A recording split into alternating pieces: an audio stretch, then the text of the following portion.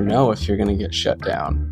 And I think it's that allure of potential failure that makes a success so gratifying. And it may not come all the time. You may only receive that a handful of times a year. But when it does line up and you do get a glimpse of that feeling, that's what keeps you going. Welcome to Season 10, Episode 2 of the Backcountry Podcast. I'm Adam Howard. In this episode, we have a conversation with backcountry snowboarder Nick Russell. Like so many of today's top snowboarders, Nick cut his teeth riding freestyle out east. He grew up in Connecticut before making his way to Vermont's Stratton Mountain School. A longtime home of the U.S. Open, Stratton has produced snowboarding legends like Ross Powers and Danny Davis. Once he realized he wasn't destined for freestyle greatness, Russell migrated west.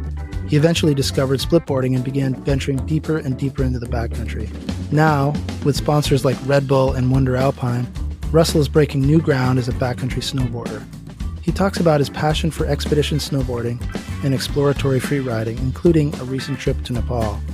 He puts his tech hat on and explains the science behind Wonder's sustainable materials and the role he plays in product development there.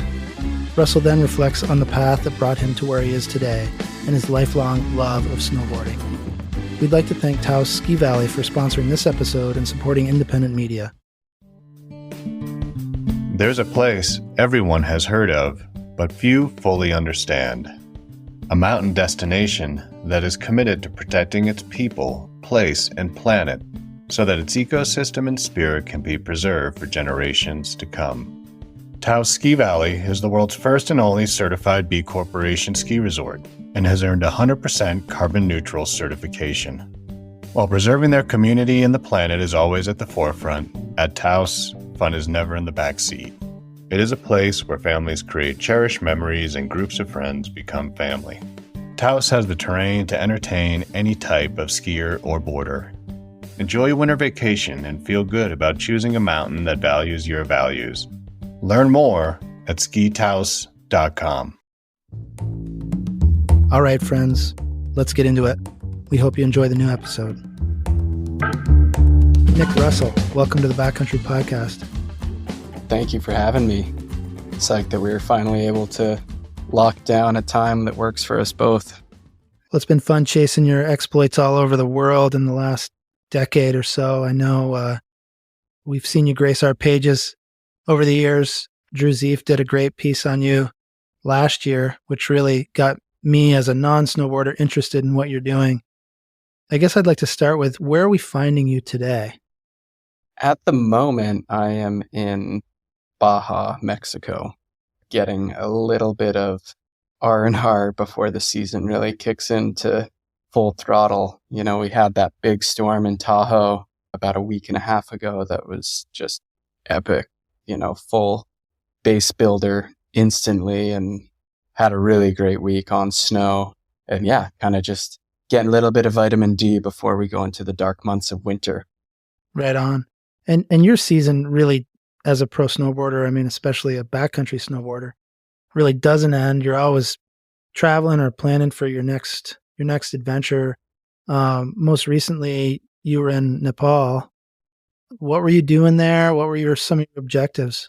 Yeah, I went out there end of August. I was out there for about 6 weeks with two partners, Dan Korn and Blake Gordon.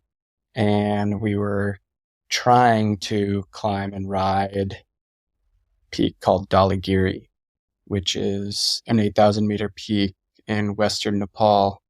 Kind of just, you know, as big and wild and rugged as it gets. So that kind of took up the majority of my summertime bandwidth, mentally and physically, just trying to prep for that. And ultimately, it didn't go the way that we had hoped, but, you know, it was sort of in the back of the mind that, like, high chance of failure on an expedition like that. There's always a lot of moving parts. And in that region, in Nepal specifically, apparently they call it the Bermuda Triangle, sort of between Dhaulagiri, Annapurna, and Manaslu, that sort of gets this extreme amount of snowfall and precipitation. So that kind of makes everything exponentially more challenging. And that was sort of the case for us this year. Basically, the monsoon season never really ended out there. We got to the mountain and it was a pretty high snow line. The effects of climate change were very evident as soon as we got to base camp. The lower glacier route that is normally snow was just complete bare rock. And so the snow line was higher than normal, kind of creating its own challenges, just getting through the initial ice fall there. And, then as the sessions started to evolve, typically when the weather sort of lets up a bit towards the end of September, post-monsoon season, generally that's when you have these windows on some of the higher peaks. And, essentially that window never came. It continued to snow and snow and snow. And so, the objective hazard was very real on a mountain like that and ultimately didn't quite work out. But it was always nice to leave something to think about, So I take it you got very familiar with the inside of your tent on that trip. Yeah, no doubt. How many tent days did you have? Or what percentage? It was kind of one of those things where it wouldn't be storming all day, every day.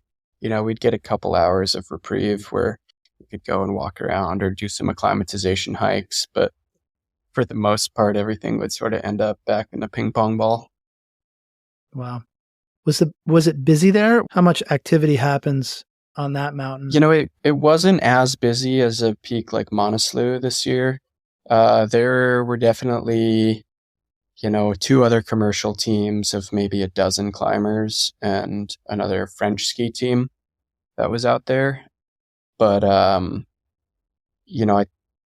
think that these peaks, Dhaulagiri and Monaslu specifically, just got a lot more traffic this year because the border to Tibet is still closed for climbing since COVID, China. So a lot of people that would normally be on a mountain like Choyu weren't able to go there. So I think that's why a lot of the crowds got diverted to Monaslu this year. Let's throw it back a little bit for those folks listening who aren't familiar with your work. You grew up in Connecticut and you found yourself at Stratton Mountain School.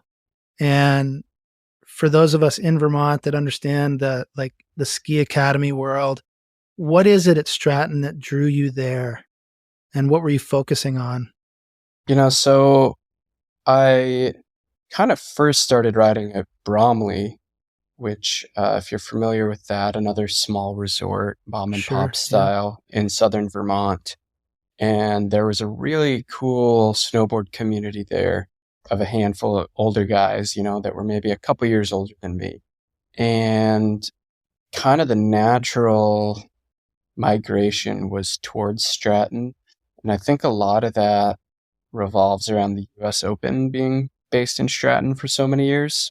Mm-hmm. Ross Powers grew up riding at Bromley before he went over to Stratton. And comparatively, it was just a much bigger mountain than Bromley and sort of had that infrastructure of a better half pipe and better park and whatnot. So I think kind of naturally, as you're chasing that aspect of the sport, you move to where the park and pipe is better. So you were focused intensely on competition, and yeah, in your contemporaries, as I understand it, a lot of your contemporaries kind of went further down that road, but you chose a different path, and that was to go touring essentially. Where did you make that break? How did you discover the desire for backcountry travel and splitboarding? It was definitely a very slow realization. You don't know what you don't know.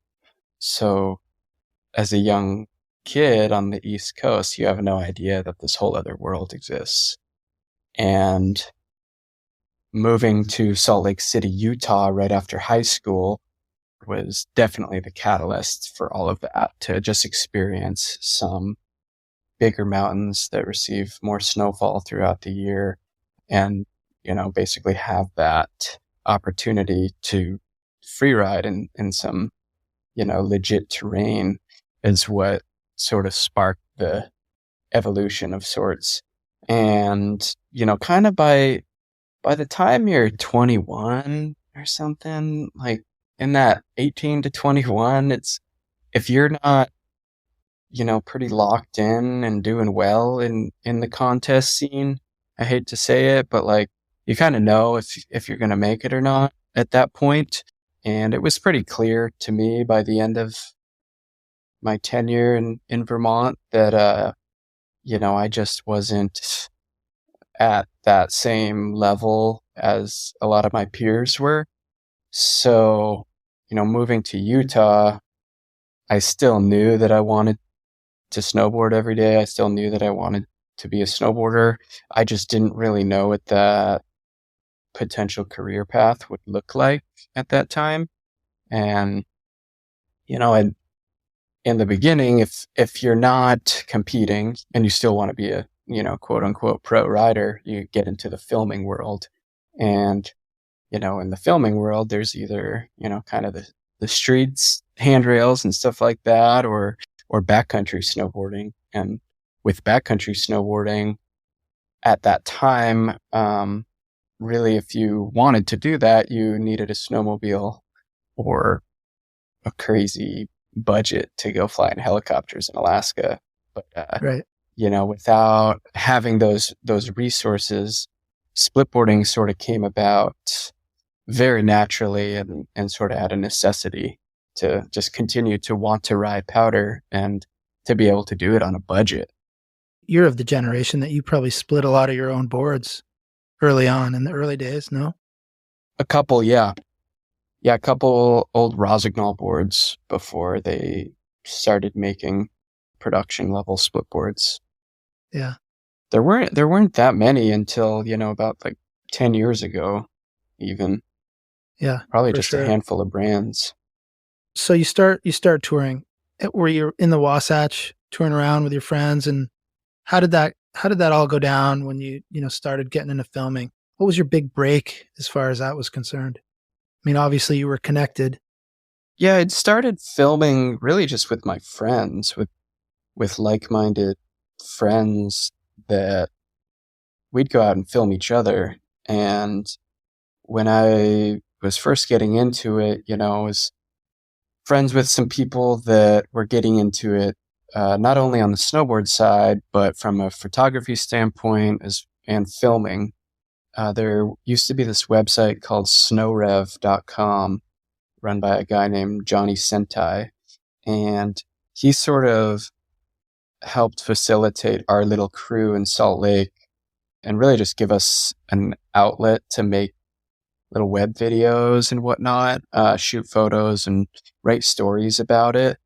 And basically, yeah, just provided a platform for us to go out and cruise around places like Brighton Resort and just have fun riding powder and snap a couple pictures here and there. And sort of naturally that evolved further and further into, friends that would be making, full-length movies with video parts. And I was sort of on that path that was still more freestyle oriented, building jumps and Grizzly Gulch and stuff like that.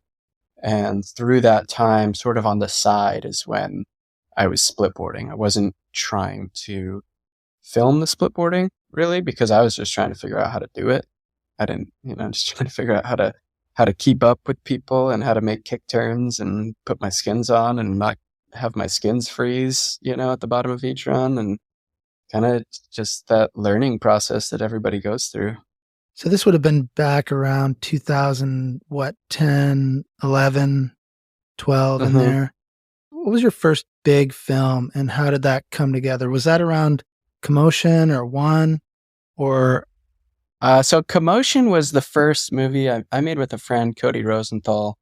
And that was basically just like a homie video where we got footage from a very eclectic mix of riders. And that was really fun to put together because at that time I was still dabbling in editing a little bit.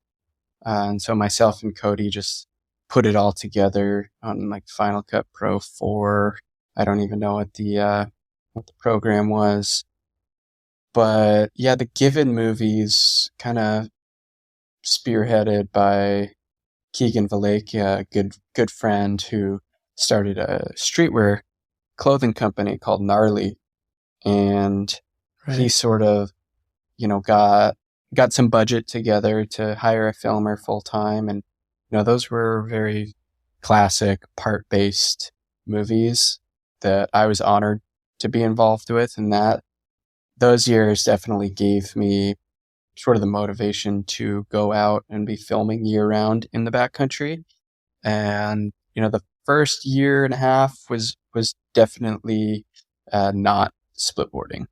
They were mostly like riding off of the resort or some snowmobile access type stuff. I was lucky enough to have some friends that would, either double me out on a snowmobile, which is a nightmare if you've ever done it, or lend me their beater sled to go out and get stuck in.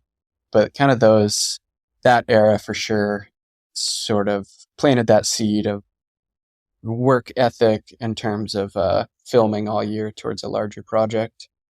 What were you doing to pay the bills then? Oh, a lot of working in restaurants. In Salt Lake City, I had a couple friends that owned some restaurants that would, basically allow me to take off when I needed to, but then also allow me to pick up a ton of shifts, from basically April through December, where I'd, work at the morning and the Park Cafe in Salt Lake City, breakfast shift, and then work at night at Spedeli's, at the pizza restaurant. And, both of those restaurants allowed me to eat food for free. So I wasn't really spending too much money. Rent was very affordable, a couple $100 a month in Salt Lake City then.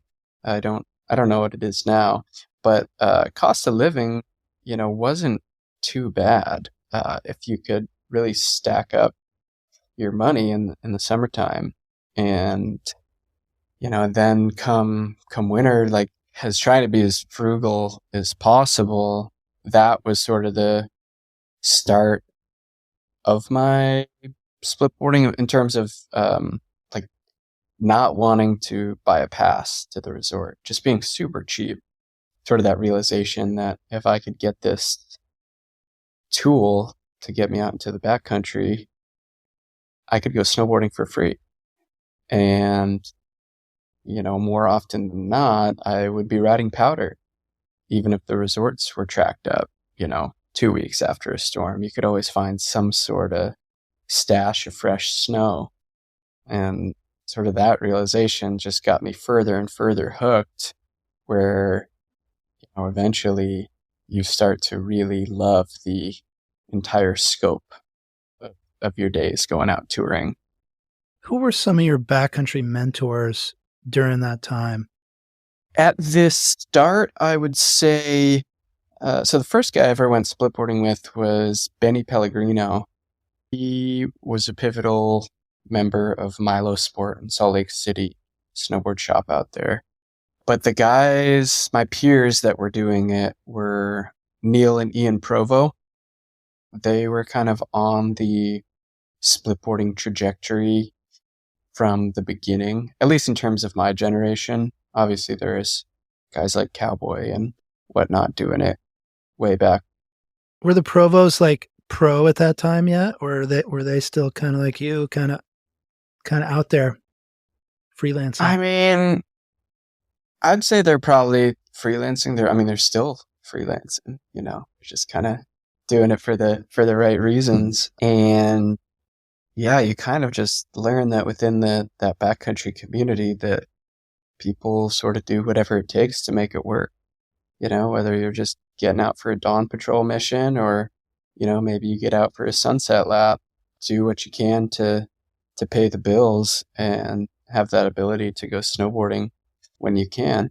Some people maybe go down the rabbit hole a little bit further and set their lives up a little bit more to make that a bit more of a priority.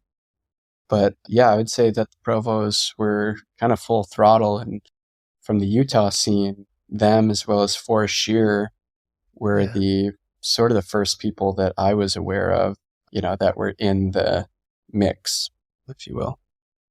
When did it dawn on you that splitboarding could be your path? And did you want it to be into being the pro athlete you are today? Once again, it was a very gradual realization towards that. I was probably in my mid-20s and late 20s even, still doing the kind of summertime, fall grind, basically canceling out any form of a social life in the off season to just make money so I could go riding. And had this realization where I was still able to do it. I was still able to take off from December through April with enough work put in the summertime. And I was okay with it. I had chased that dream of obtaining sponsors and whatnot, and nothing really seemed to work out. It's just, there wasn't as much of an appeal for splitboarding, I suppose. Or just a lot of people from the snowboard brands. Yeah. From the brands and, from a marketing perspective, I suppose. I'm not sure what the reason was, but, I think anything worth doing is worth doing slowly. And eventually, if you put your heart and soul into it, it will work out. And I'd say kind of the main next stage was brought about by connecting with Jeremy Jones and getting involved with Jones Snowboards. How did you make that connection? So I moved to Truckee, California, North Lake Tahoe, 2014, and moved into friend Danny Davis's house, who just lived down the street from Jeremy. And we had exchanged some emails, but never been riding together, myself and Jeremy. And kind of when I moved there, Jeremy graciously took me under his wing, more or less, and started taking me out riding with him. And through that, I was able to meet a lot of my now best friends in the Tahoe area. And once again, finding like-minded people that want to do the same thing you want to do, exploring the Sierra Crest from Truckee down to South Lake Tahoe. And then, in the springtime, we start going down to the Eastern Sierra. And so started getting our mind blown with larger descents and more exploratory snowboarding and camping. And it was sort of just like a trickle down effect from there, kind of meeting people like Jeremy and Jim Zellers, Tom Burt, who, were essentially the pioneers of exploratory mountain riding, and getting some insight of how it all works, straight from the source was invaluable to like a aspiring freerider, like seeing how these guys did it back in the day on their homemade splits and their rinky-dink equipment. And then now Right. we're getting better and better equipment. It's like, what's your excuse? Right. I've always marveled at those folks you mentioned, right? It's a small group that have been at the top of the whole backcountry snowboarding world for a long time. And now it's exploding. You see splitboarders everywhere. It's so unlike skiing, which has just this really, it's where the sport started, right? Was backcountry skiing, was where skiing started, really. So it's pretty interesting how different the evolution of splitboarding and backcountry skiing is. And it's killer that those folks are still after it. It's new enough that the pioneers are still, you're able to go riding with them. What a treat that is. Oh my gosh. Yeah. It's an honor to have that opportunity, but it is really cool for sure. Like, it is such a young sport, where I would say I'm probably like the third generation after Jim and those guys, where like Jeremy would be the second. And then I would say if, you classify it in say every 10 years, something like that. Like in pro athlete terms or athletics in general, a generation is 8-10 years, right? Yeah, totally. But yeah, it's just really cool to see that the majority of those guys are still out there doing it, which says a lot about the longevity of this style of riding and skiing, comparatively to say a lot of my friends that were growing up doing the half pipe contests, that passion for riding. So with some of them, it's still there for sure, but many of them, they've moved on. And that's just because, it's high impact. It's just a different outlook on riding a mountain, I suppose.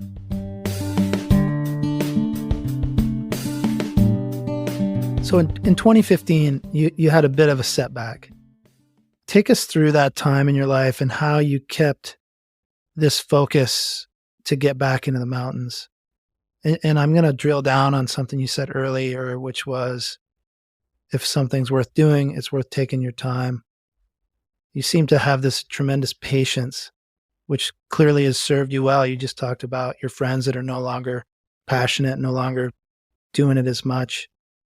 How did that experience, tell us about that experience in 2015 and how it taught you about your approach to the mountains and yourself? Well, yeah, so for a little backstory, I got very sick in 2015, sort of a bizarre infection in my liver that sort of sidelined me and came about very quickly and unexpectedly. I didn't really know what caused it, put me in the hospital for a month and almost killed me. And never knew why I got sick.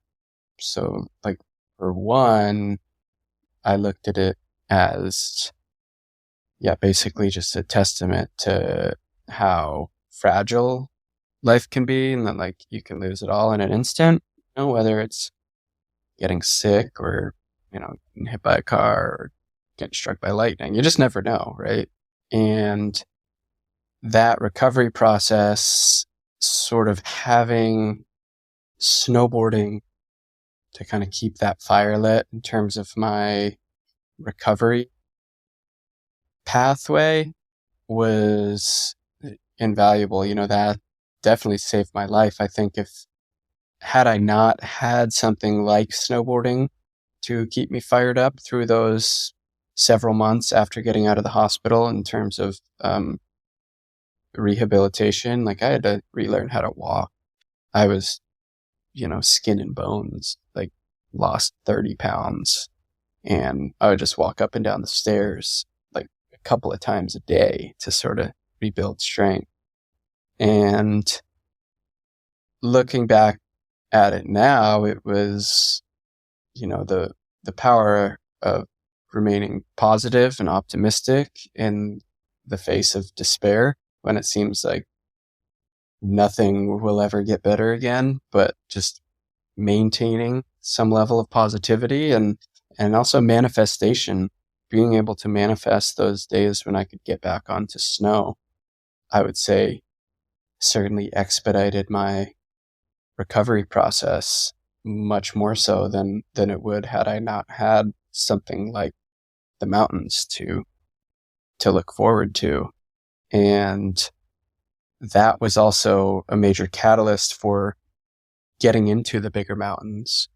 By the time I was healthy enough to snowboard again, it was late spring and the mountains were all shut down, the ski resorts, and the only places left to go riding were a lot of the volcanoes in the Pacific Northwest. So that was sort of my introduction to climbing with crampons and an ice axe and corn snow, and having that realization that you can snowboard, 6, 7, 8 months out of the year on decent snow.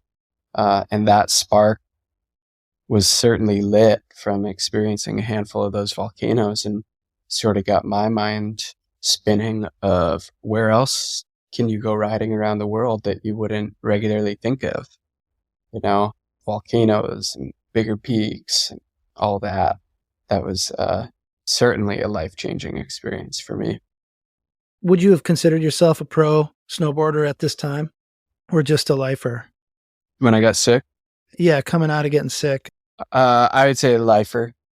I wasn't making any money from snowboarding. Yeah, there was no travel budget or anything like that. So when did that change?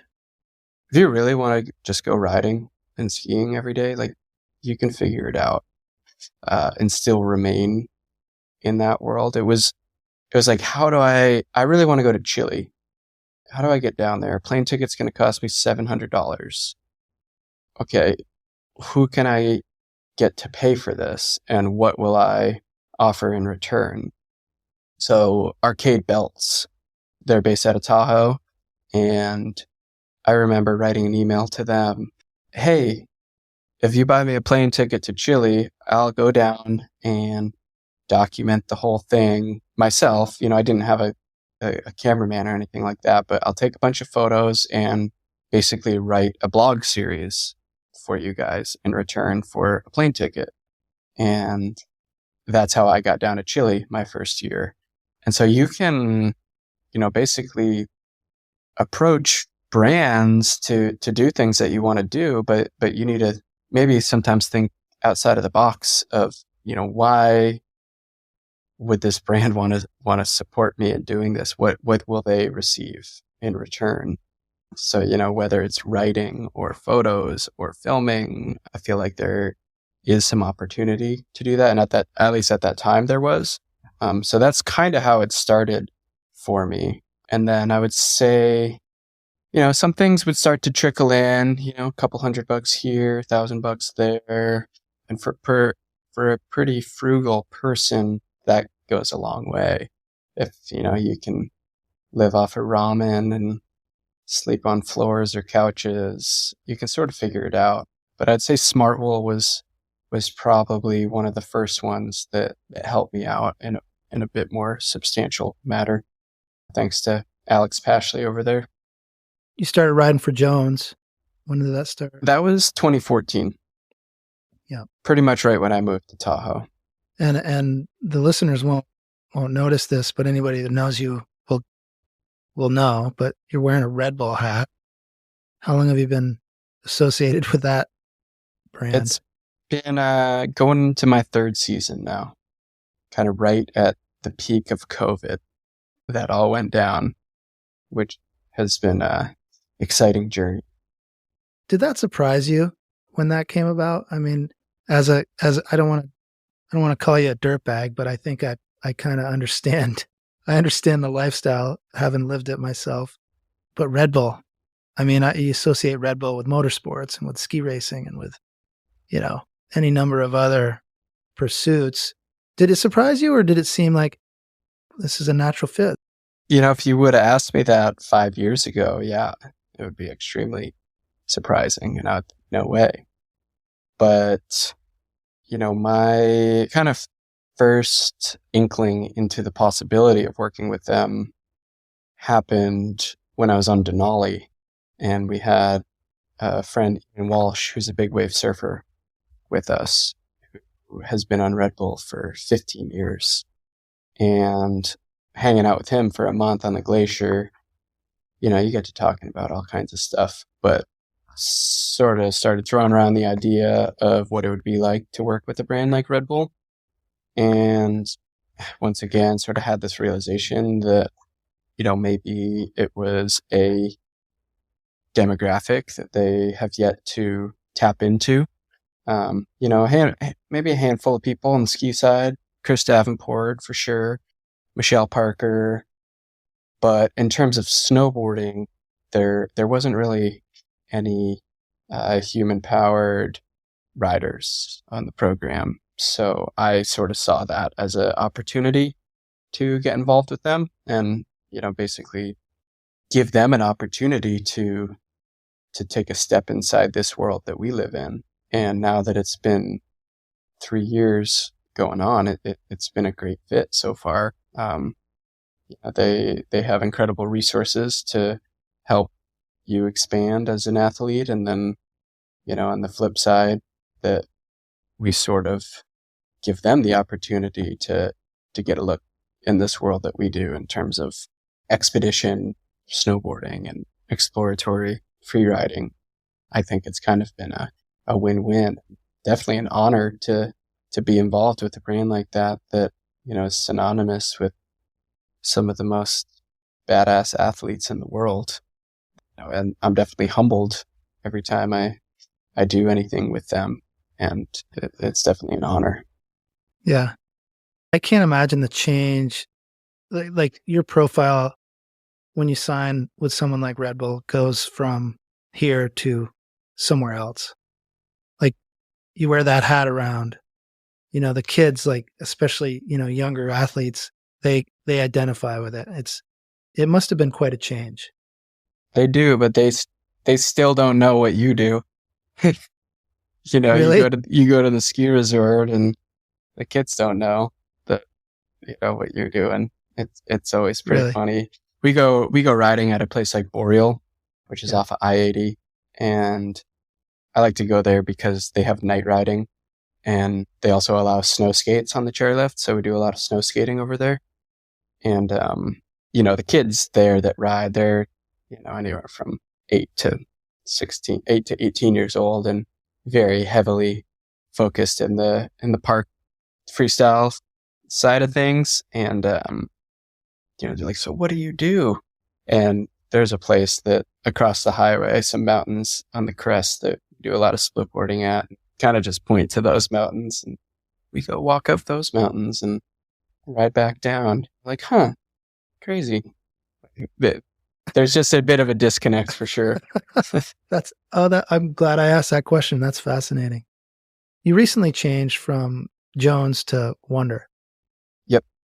The technology and the mission of Wonder is interesting and I'm guessing aligns with your values.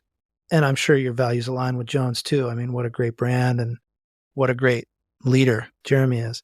How was that transition and why did you end up going there? And I'd like to know about some of the technology you're excited about too. Yeah, well, first and foremost, the main goal of Wonder Alpine is to help, facilitate a transition to a petroleum-free future. And, that is enabled by the biotechnology developments that CheckerSpot has been making. So CheckerSpot is basically our parent brand, if you will, biotech company out of Alameda, California. And they have created, essentially it's a polyurethane, a plastic made from algae oil. That is a natural process, petroleum free. And we use that material in the boards and skis. And it is not as harmful to the environment. It's really no surprise that skis and snowboards as a whole are a very unenvironmentally friendly process to build these boards. It's definitely a bit of a paradox there, where we as skiers and snowboarders, I would say overall, everybody is a supporter of a clean energy climate. But things that we like to play on aren't the best for the environment. So seeing and having that opportunity to be involved, basically from the start with helping to develop these snowboards was an opportunity that, I was basically once in a lifetime. Aside from the skis, these materials have never been used in boards or skis before. And so kind of the ultimate goal with Wonder Alpine is to help the rest of the snow industry sort of adopt this technology and implement that into their own products. It's not some proprietary ingredient to a board that we want to keep all to ourselves. We want to share this with other brands to be able to to implement it in their building process to, eventually slowly phase out the use of petroleum products in skis and snowboards. Tell me about the boards and what you're most excited about as far as how they ride. With the boards, they hold up to the test. This whole past season was a very long and rigorous process of field testing. When I first got involved last fall, the first model was already in the works. So it was mostly tweaking and fine-tuning that board that is called Bell Tour, is our split board, and the Bel Air is our solid. And, I was able to test this in all conditions from November through May. And coming from Jones, I was very used to having a quiver of snowboards to basically swap out based on the given conditions.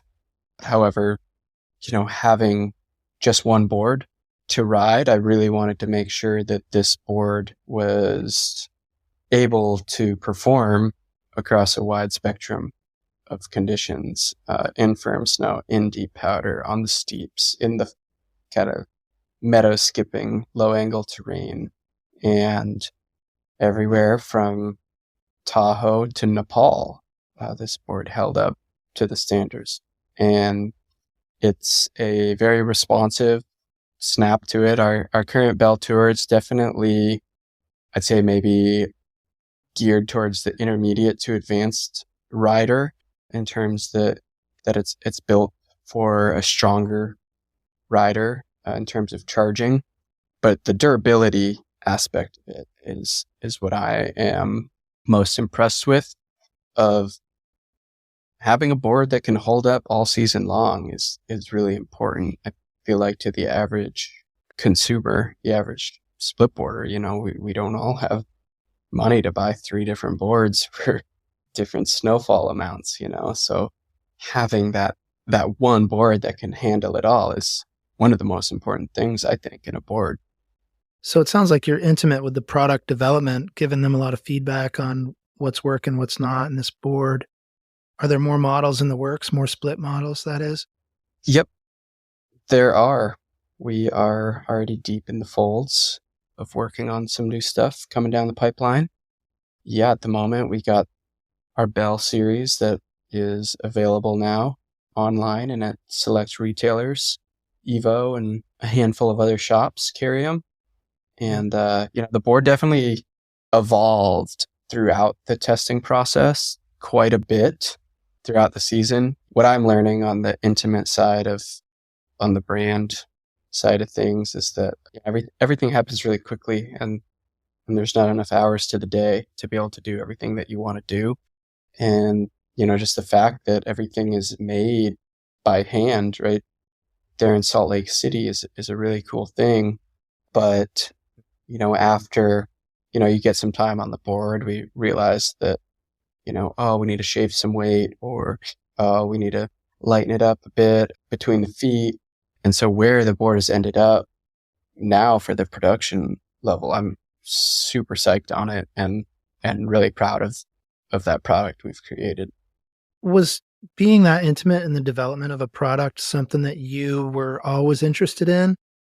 Or is that something kind of new in this relationship?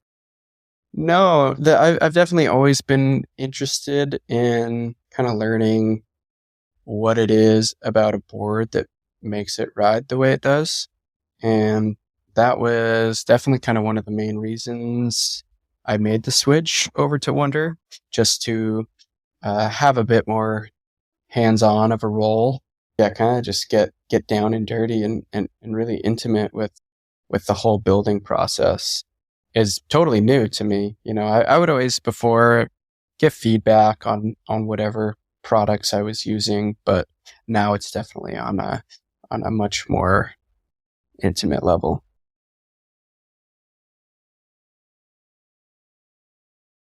Let's throw it back to the mountains here. You've been a part of some of Cody Townsend's 50 project.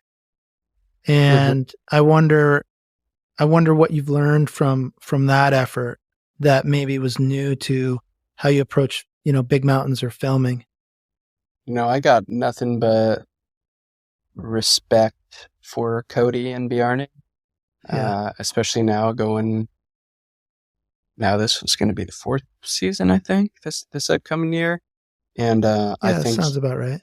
Yeah, and I think, Cody is a very smart guy with everything he's done in his career, but, especially with the 50 project in terms of being, a high level athlete and having a project like this is really cool. And I think there's probably a lot of other skiers and riders that wish that they thought of something like this first, So in terms of being able to produce content, if you will, it's a great thing, and it's a very digestible thing for a lot of people.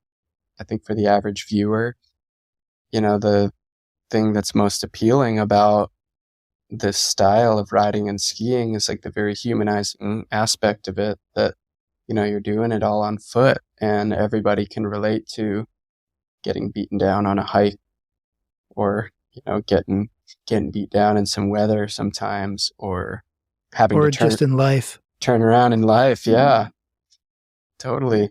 And, I think that, man, if I had to like pinpoint one thing that I've learned from the whole process is like, doesn't matter how much time and energy and effort you put into a line or a mountain.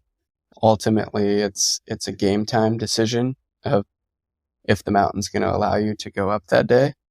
And, for those that have watched some of the episodes, we've bailed on a handful of them, and it's always an experience. You're always coming back with new lessons learned and something to take forward to the next attempt or to the next mission.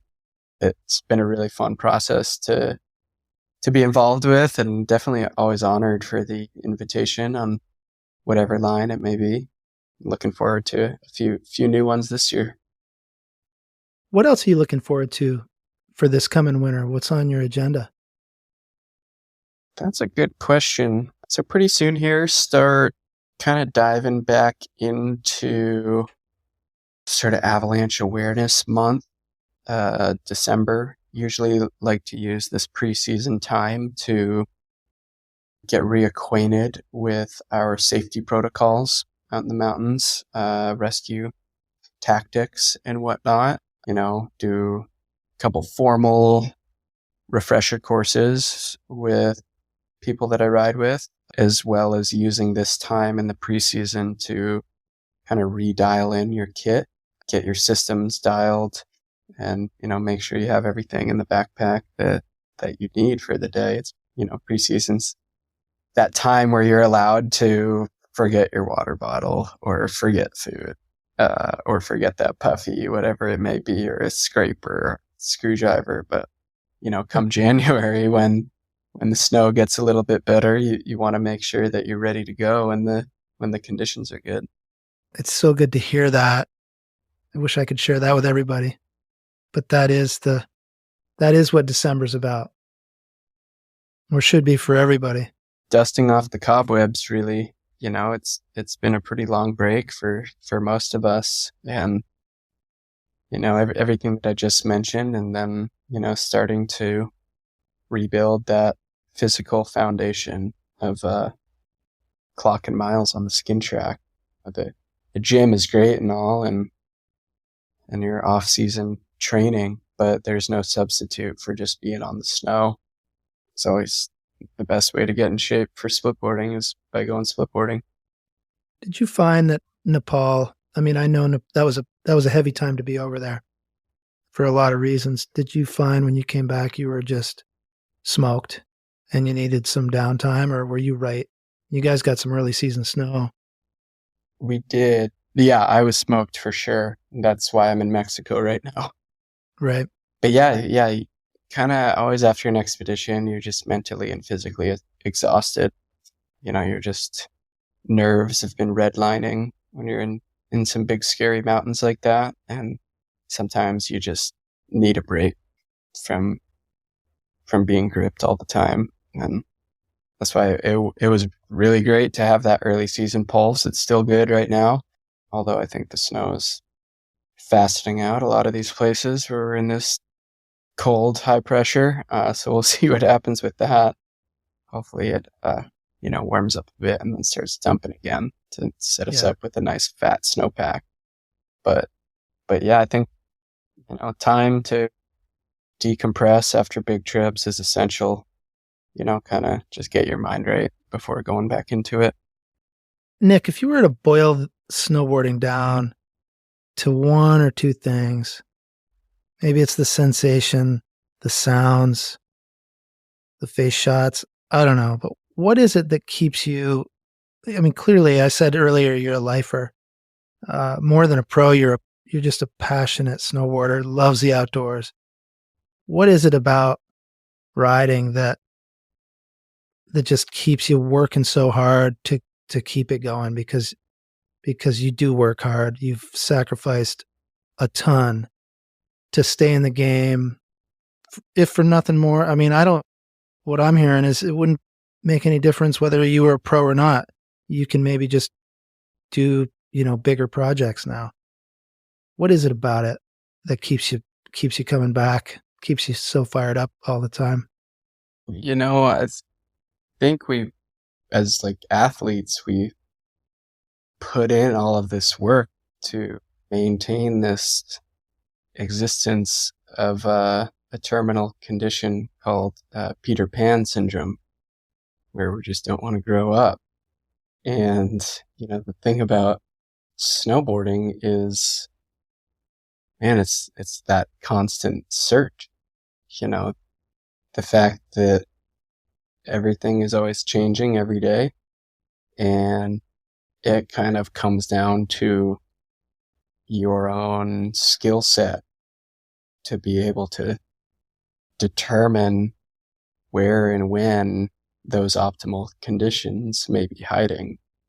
Sometimes it's a little bit more obvious than others, but depending on your mood for the day, whether you want to maybe get into something a little bit more spicy or more adventurous, it is a culmination of everything you've learned over the years to use all those tools to be able to get to where you want to go. And within that search is a level of uncertainty, sort of as I mentioned with the projects with Cody. You never know if you're going to get shut down. And I think it's that allure of, potential failure that makes a success so gratifying.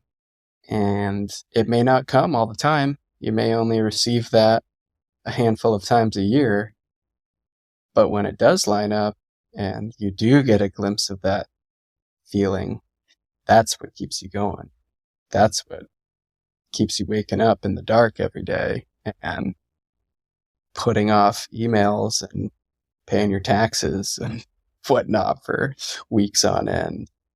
That's what kind of lets the rest of the noise of the outside world just sort of slowly fade down, and you're focusing on what's right in front of you.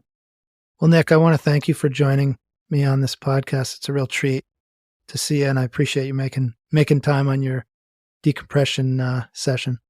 Thank you, Howie. I appreciate it, and honored to chat with you guys, and big fan of everything you're doing. So thank you. Thank you for listening and subscribing to the Backcountry Podcast and for supporting independent media. And one more shout out to our friends at Taos Ski Valley for sponsoring this episode.